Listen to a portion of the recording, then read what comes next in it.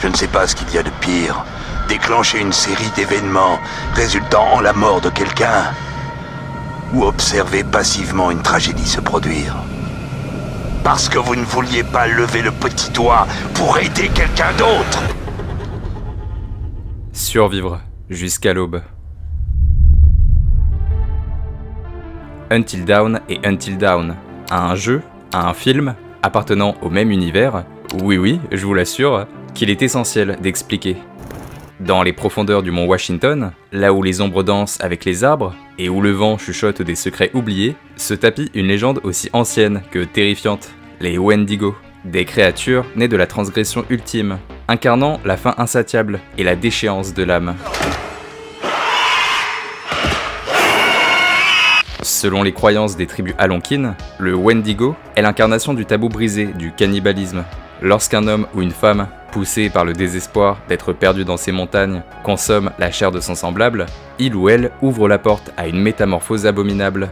La transformation d'un homme ou d'une femme en Wendigo est plus qu'effrayante. Son corps s'étire jusqu'à devenir une silhouette squelettique, tandis que la peau se tend sur des os saillants, témoignant d'une faim qui ne peut être rassasiée, et ce, pour l'éternité. Ne mangez jamais de chair humaine. Les yeux du Wendigo sont des caves insondables, et ses lèvres, déchirées par des dents acérées, murmurent des lamentations dans la nuit glaciale. C'est terrifiant. Et les Wendigo ne sont pas une création originale d'Until Dawn, bien au contraire. Vous vous êtes tous déjà chiés dessus sur ces anciennes vidéos qui disaient avoir filmé un Wendigo ou une créature qui leur ressemblait.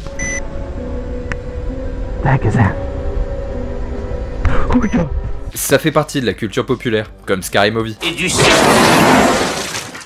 Ouais, qu'est-ce qui se passe là? Dans les années 1800, plusieurs rapports de colons et de missionnaires évoquent des cas de, je cite, psychose Wendigo, des personnes persuadées qu'elles allaient devenir cannibales ou consommer de la chair humaine parce qu'elles étaient possédées par un Wendigo. L'un des cas les plus connus est celui de Swift Runner, en hiver 1978. Il tua et mangea toute sa famille en expliquant qu'il était possédé par un Wendigo. Pour son village d'origine, il n'était pas un menteur, simplement un homme possédé par une créature qui nous dépasse. Et c'est une histoire vraie, c'est pas dans le jeu ou dans le film, non, on parle bien de la vraie vie. Il était certainement complètement allumé, ou sous une substance inquiétante au moment des meurtres, mais malheureusement, on parle bien de véritables drames. Dans d'autres cultures autochtones, le Wendigo n'est pas un monstre, mais un symbole. Les Wendigo représentent les dangers de l'égoïsme, de l'avidité et de la rupture des lois sacrées du partage, des éléments essentiels pour survivre au sein de ces cultures où l'entraide est importante. Devenir un Wendigo signifie que l'on est un être cupide, égoïste et un traître. Il représente le danger de l'égoïsme, de l'avidité et de la rupture des lois sacrées du partage, des éléments importants pour survivre au sein de ces cultures où l'entraide est essentielle. Devenir un Wendigo signifie que l'on est un être cupide, égoïste et un traître. Ce n'est pas seulement un monstre, c'est une métaphore.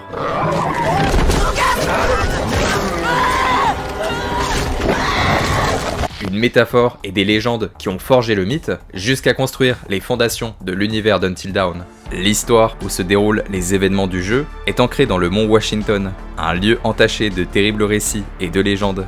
En 1952, un effondrement dans les mines locales emprisonne plusieurs ouvriers sous des tonnes de roches impitoyables. Isolés et confrontés à une mort lente, certains succombent à l'impensable en dévorant la chair de leurs propres coéquipiers. Mais leur salut temporaire eut un prix, celle de leur humanité, puisqu'en faisant cela, ils émergèrent des ténèbres, devenant les hôtes d'une malédiction ancestrale, devenant des Wendigo.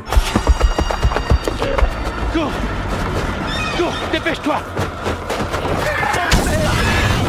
Recule! Recule! Ces êtres, désormais guidés par une faim dévorante, hantent les forêts enneigées, traquant sans relâche ceux qui osent s'aventurer sur leur terre. Leur agilité défie l'entendement, et leur force surhumaine les rendent presque invincibles. Mais le plus troublant reste leur conscience résiduelle.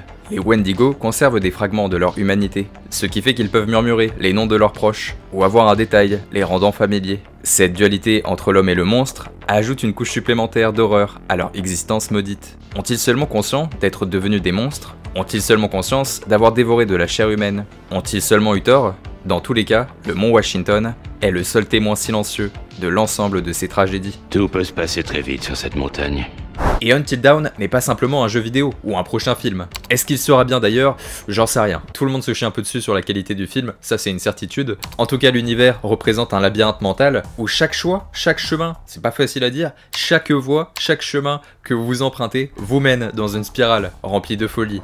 Chaque personnage représente une facette différente de l'humanité, en proie à la peur. La peur d'être perdu en forêt, la peur de mourir de froid, la peur d'être poursuivi par un tueur en série, la peur de devoir échapper à un mec qui a un sacré lance-flamme, la peur d'être tout nu en serviette dans un lieu qu'on ne connaît pas. Ouais, je sais pas, c'est ce qui me ferait le plus peur, je pense. C'est quoi ce bordel? Y a pas de poignée? Ce qui fait d'Until Dawn un jeu unique dans le genre de l'horreur, c'est son concept d'interaction. Si on aime les films d'horreur, c'est parce qu'on se projette avec les personnages, et on s'imagine vivre les choses à leur place. Combien de fois devant votre écran, vous vous êtes dit « Mais non, mais pas par là, mais cache-toi bordel de merde, mais arrête de faire du bruit, le tueur va t'entendre !» Et bah Until Dawn vous immerge dans un univers où pour une fois, vous allez pouvoir prendre vos propres décisions face à l'horreur. Et parfois, vous allez prendre de bonnes décisions et survivre, et parfois...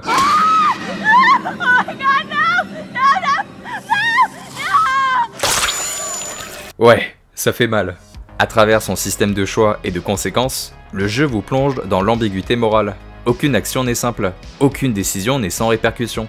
Les personnages que l'on veut sauver peuvent mourir d'une manière choquante. Là par exemple, je dois pas bouger, sinon mon personnage il meurt, il crève. Sauf qu'il y a le chat qui me casse les couilles. Attendez. Pourtant vous avez toujours ce que j'appelle l'illusion du contrôle, l'illusion de pouvoir sauver tout le monde, comme si vous étiez une sorte de dieu omniscient. Derrière cette illusion se cache un thème plus profond encore, le destin. Peut-on vraiment échapper à ce qui est écrit? Dans Until Dawn, chaque protagoniste tente de s'évader de sa propre tragédie, mais aucun n'y parviendra vraiment. En cela, le jeu s'apparente à un miroir de la condition humaine. Tous, nous luttons contre des forces qui nous dépassent, des fantômes du passé, ou des erreurs fatales que nous avons commises durant notre vie. Et pourtant, nous persévérons, nous continuons. Cela permet à l'histoire de s'étendre au-delà de l'horreur physique des Wendigo. Until Dawn, c'est pas simplement des monstres qui se baladent à quatre pattes dans une montagne, c'est également l'horreur qui se dissimule dans l'esprit des personnages, qui doivent fuir leurs propres démons, tout en tentant de survivre. Et puisqu'on parle de l'histoire d'Until Dawn, la disparition des deux sœurs. Les flocons tombent avec une lenteur macabre, glissant dans l'air comme des spectres dans une danse silencieuse. Le mont Washington est recouvert d'un manteau de neige. Au cœur de ce froid mortel se dresse une vieille demeure, isolée du monde, et témoin des tragédies passées. À l'intérieur, une fête bat son plein. Un groupe d'amis se sont réunis à l'intérieur pour passer un moment convivial au sommet d'une montagne. Notre rêve à tous. Mais vous ne méprenez pas, les sourires sont faux, et quelque chose dans l'air se rapproche de la malhonnêteté. C'est pas vrai, j'arrive pas à croire que t'aies vraiment fait ça. Anna, une jeune femme pleine de vie, cherche une échappatoire dans les yeux de Mike, dont elle est secrètement amoureuse. Avoir son cœur, faire l'amour, je vous laisse décider de la chose. En tout cas, Mike l'attire dans une pièce isolée, mais à peine cela est fait que des personnes surgissent de l'ombre, ricanant et filmant la scène pour se moquer d'Anna. Vous êtes tous trop cons, vous le savez? Piégée dans une humiliation publique de ses propres amis, je vous le rappelle, Anna fuit, emportée par la douleur et la honte, s'élançant dans une tempête sans prendre le temps de s'habiller plus chaudement. Bess, sa sœur jumelle, est la seule à partir à sa recherche. Vous avez fait quoi? C'était pour déconner, Bess. C'était pour rire. Bande de sales cons! Mais elles ne sont pas seules. Une silhouette imposante se dessine derrière elles, une présence menaçante qui les traque silencieusement. Elles courent, effrayées, mais elles sont arrêtées brusquement par le bord d'un précipice. Un pas de trop et elles chutent dans le vide.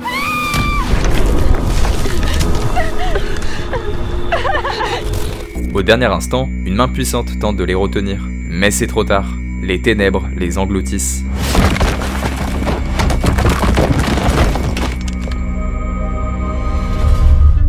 Une année plus tard, le retour au chalet. Une année après le drame, le même groupe d'amis décide de se retrouver au même endroit, dans le même chalet. Donc les mecs reviennent au même endroit où les victimes sont mortes par leur faute. Ok, chacun son truc. Bon, je suis un peu mauvaise langue, parce que cette réunion est enclenchée par Josh, le frère des deux sœurs disparues. Une famille nombreuse, dis donc. 3 enfants, les allocs, bref. Dans l'idée, on va suivre cette réunion au chalet, avec ses différents personnages. De la plus stylée, à la touche de sensibilité, au plus émouvant, à celui qui souhaite draguer tel ou tel personnage, jusqu'à la plus débile. Je suis une lady, et une lady a besoin d'un peu de romance. La pétasse blonde, essentielle à tout bon film d'horreur. Tu n'achèterais même pas un pauvre morceau de pain rassis avec ses fesses. Mais t'es sérieuse? Tout comme un autre élément essentiel à tout bon film d'horreur, des personnages qui se séparent. D'un côté, Jessica et Mike, cherchant à s'éloigner du groupe parce qu'ils ont envie de... Ça deviendra bien assez chaud lorsqu'on sera l'un contre l'autre. Vous avez compris? Ils vont donc s'installer dans un vieux refuge, situé à une plus haute altitude dans la montagne. Mais alors qu'ils commencent leur affaire... Bon, est-ce qu'on pourrait aller un tout petit peu plus vite? Un bruit étrange se fait entendre. Jessica commence à s'inquiéter. Intriguée, elle s'approche de la fenêtre, et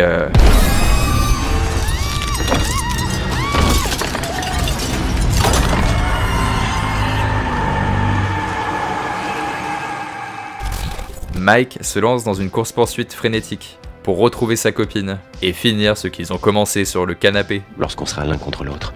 Ils traversent la forêt jusqu'à se retrouver dans un vieil asile abandonné, le sanatorium de Backwood.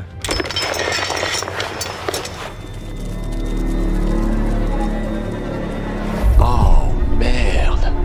Oh, qu'est-ce qui s'est passé ici? Bon alors, il est temps de faire un point sur l'histoire. Le sanatorium est un établissement psychiatrique qui ont mené pas mal d'expériences intantinées étranges après les années 50, comme il y a eu pas mal d'accidents dans les mines de la montagne et que des ouvriers se sont retrouvés bloqués dedans à ne plus pouvoir sortir sans que personne ne vienne les chercher, ça c'est quand même une folie, et qu'ils ont commencé à dévorer le cadavre de leurs collègues pour espérer tenir plus longtemps et possiblement sortir sans connaître d'avance la malédiction, sans savoir qu'ils allaient se transformer en Wendigo parce qu'ils ont consommé de la chair humaine, c'est gros dégueulasse. Et bien les scientifiques travaillant au sanatorium ont réussi à récupérer des spécimens de ces personnes qui se sont transformées en Wendigo. Ils ont réussi à les récupérer, et plus important encore, ils ont réussi à les étudier, dans des conditions certainement bien plus qu'abominables. Mais ça fait partie du jeu, ça fait partie des traditions, et le lieu est devenu un théâtre d'expérimentation, semblable à ce qu'on retrouve dans les sous-sols du Pentagone, dans le mode zombie de Black Ops, premier du nom. Si vous avez cette référence, couchons ensemble. Des documents retrouvés dans le jeu révèlent des traitements inhumains, soulignant l'ampleur des horreurs perpétrées sous couvert de soins médicaux. Tout ça pour comprendre le phénomène des Wendigo. Lorsque nous avons réussi à pénétrer dans les grottes, il ne restait plus que des corps, du sang entachait les murs. Je ne sais pas comment nous avons réussi à capturer l'un de ces spécimens. Nous ignorons encore qui ils sont. Mais avant d'être ces choses, ils étaient des humains. Nous en avons la certitude. Est-ce que finalement, tout ce que j'ai appris depuis le début n'est que mensonge? Est-ce qu'un autre monde existe? Un tueur en montagne. Tandis que Mike fait ses découvertes, et est toujours à la recherche de sa bien-aimée, les autres membres du groupe semblent poursuivis par une sorte de tueur, sorti tout droit des pires films de slasher. Ils vont essayer de se cacher, tout en enquêtant pour comprendre ce qui se passe, et découvrir que la personne qui se dissimule sous le masque est en réalité Josh. Non, sérieusement.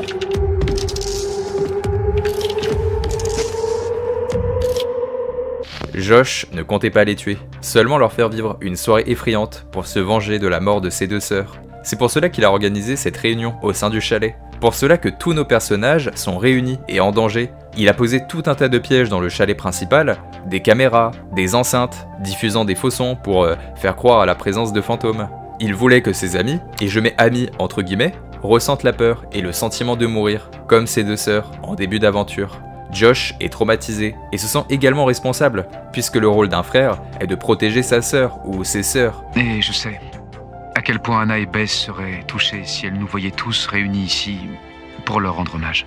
Il n'a jamais réussi à passer outre, au point de suivre pendant plusieurs mois des séances de psychiatrie intense. Vous êtes cinglé!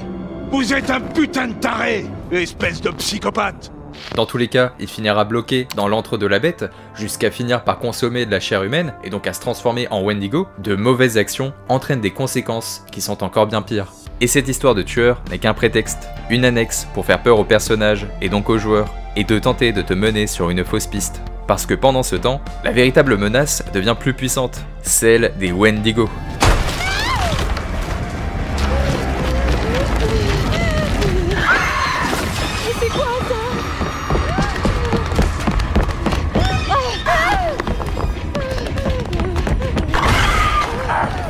Tous finiront par comprendre l'ampleur de la chose, et qu'ils ne sont pas seuls dans cette lutte.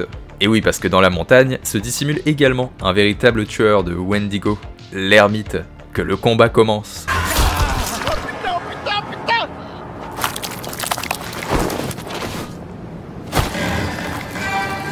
Bon, on va pas se mentir, c'est difficile de gagner contre eux, même avec une grosse arme. Au fur et à mesure de l'histoire, le joueur doit s'adapter aux différents styles de gameplay. Se battre, être discret, enquêter ou se cacher. Putain mais casse-toi le chat, je t'ai dit. Et nos personnages découvrent que Anna, donc la sœur dont ils se sont moqués au début de l'aventure, a survécu à cette terrible chute. Pour survivre, elle n'a pas eu d'autre choix que de consommer une partie de la chair provenant du cadavre de sa propre sœur. Elle est donc devenue un Wendigo, et c'est l'un de ceux qui tourmentent nos personnages depuis le début. Non, tu n'es pas réel. Non, tu n'existes pas.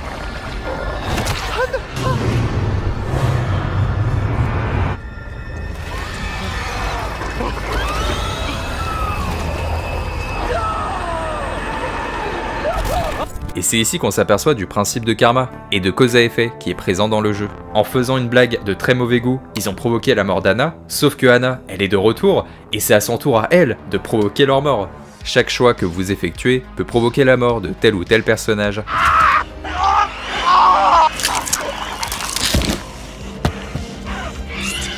Et c'est aussi à ce moment qu'on se rend compte que les Wendigo ont toujours une trace des souvenirs qu'ils possédaient lorsqu'ils étaient humains.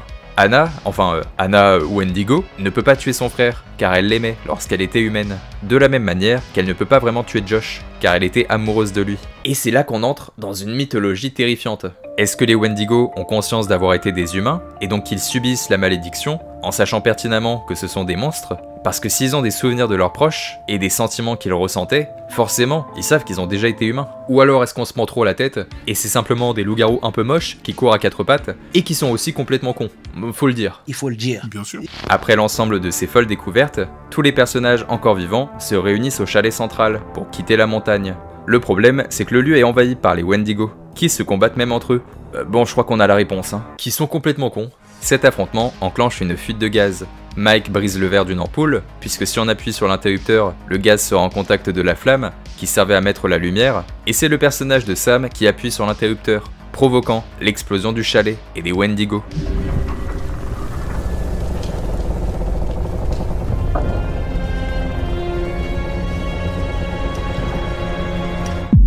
Ils ont survécu jusqu'à l'aube. La montagne reste hantée par la malédiction, et certains Wendigo sont toujours en vie, notamment Josh. Dans les profondeurs de la montagne, l'histoire se répétera, c'est sûr et certain. Sortez un deuxième jeu. Je sais pas, faites quelque chose, bordel. Until Dawn, c'est vraiment bien. La première fois que tu découvres l'histoire, t'es comme un dingue, puisqu'on te fait croire que tu as affaire à un groupe d'amis confrontés à un tueur de slasher, avant de te rendre compte que la menace est d'ordre surnaturel, avec des créatures maudites. Et puis c'est une ambiance, la neige, la montagne, se mettre tout nu avec une serviette de bain. J'adore, c'est mon kiff. C'est The Thing, mais sans l'extraterrestre. Vraiment tout le charme du jeu réside dans cette approche hivernale, d'être perdu dans une montagne, où l'on est sûr de se perdre. Ce qu'on ne retrouve pas du tout, mais alors pas du tout dans le film. Quoi? Qu'est-ce que c'est que cette merde? Until Dawn, le film, reprend une partie du concept du jeu, tout en oubliant une grosse partie. Déjà, fini la neige, puisqu'on est simplement dans un chalet. Mais pas un chalet en montagne, sur la colline des Teletubbies, à la limite. Nous allons suivre un groupe d'amis qui vont devoir affronter différentes menaces pour tenter de survivre. Un tueur, des géants, des Wendigo, une fille aux cheveux longs et noirs. La première nuit, ils vont affronter le tueur, vont tous mourir, avant de revivre et de découvrir une toute nouvelle menace. Oh, what? Is it gone? Yeah, it's gone. What? It's still in my face! Ils sont faits prisonniers dans une espèce de boucle temporelle et vont devoir trouver une solution à tout ce bordel pour essayer d'en sortir et pour espérer survivre jusqu'à l'aube, Until Dawn. Ouais, je sais, je suis bilingue. Ta gueule! En sachant qu'ils ont visiblement une dizaine de nuits pour réussir à sortir de cette boucle, et qu'au bout de cette dizaine, ils meurent définitivement. Donc il y aura plus de ces espèces de pouvoirs magiques, de magiciens, de rituels vaudous, les anciens indiens, je sais pas ce que c'est encore ce bordel. Le concept est vraiment cool, il est plutôt sympa, mais ça s'appelle Until Dawn. Et même si c'est pas une adaptation qui est fidèle, on doit quand même retrouver une partie, au moins une toute petite partie, de l'ADN du jeu. Même si l'histoire est complètement différente, ils construisent une sorte d'univers étendu, Et on va pas se mentir, mais c'est toujours pas très clair, et on comprend toujours pas comment cela fonctionne, et c'est possiblement un coup marketing pour attirer les fans du jeu en salle et se faire un billet sur les joueurs PlayStation, sur nous, sur notre dos bordel. Le dernier Resident Evil en est l'exemple parfait, je parle même pas de Silent Hill Révélation. Pire film que j'ai vu de mon existence et je rigole même pas. Alors, est-ce que cette boucle temporelle est reliée à une ancienne légende, à la culture amérindienne? Par exemple dans le jeu, l'idée est de ne pas pécher en commettant l'impardonnable, dévorer la chair de nos semblables. Peut-être que la montagne, ou la colline du film, abrite une légende similaire, liée à des traditions ancestrales. Et si tu ne les respectes pas, tu te retrouves emprisonné dans une boucle temporelle. C'est un peu tiré par les cheveux, mais faut bien qu'on trouve une solution pour comprendre tout ce bordel. Qu'est-ce que c'est que ce truc?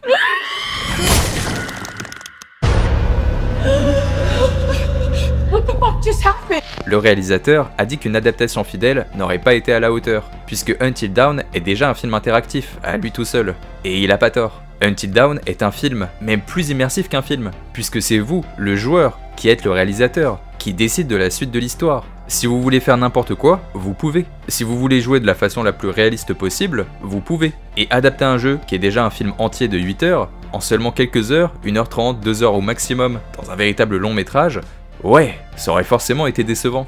Là où, adapter Until Dawn en série, tout comme la licence de Last of Us, aurait été à mon sens beaucoup, mais alors beaucoup plus pertinent.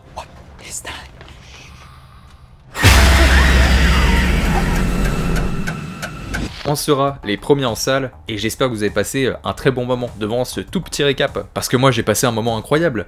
Je rigole, c'était atroce. Eh bien écoutez les amis, j'espère que vous avez passé un bon moment en ma compagnie. Une petite guimauve là, ça fait toujours du bien où ça passe. Je parle la bouche pleine, mais j'adore ça. À ne pas sortir de son contexte, bande de dégueulasses. J'espère sincèrement que vous avez passé un bon moment en ma compagnie. J'espère sincèrement que tout va bien dans votre vie. Moi, je vous remercie de votre soutien. Je vous fais un gros bisou à la fois sur la fesse gauche et sur la fesse droite. Putain, on dirait que je suis bourré, mais pas du tout. Et évidemment, je laisse l'arrêt des fesses pour la personne qui partage ou partagera votre vie à l'avenir. Du bonheur, c'est tout ce que je vous souhaite et surtout, c'est tout ce que vous méritez. L'oubliez jamais ça, mes amis. C'était quoi déjà? Ah oui, c'était mes Romains. De gros bisous, les amis.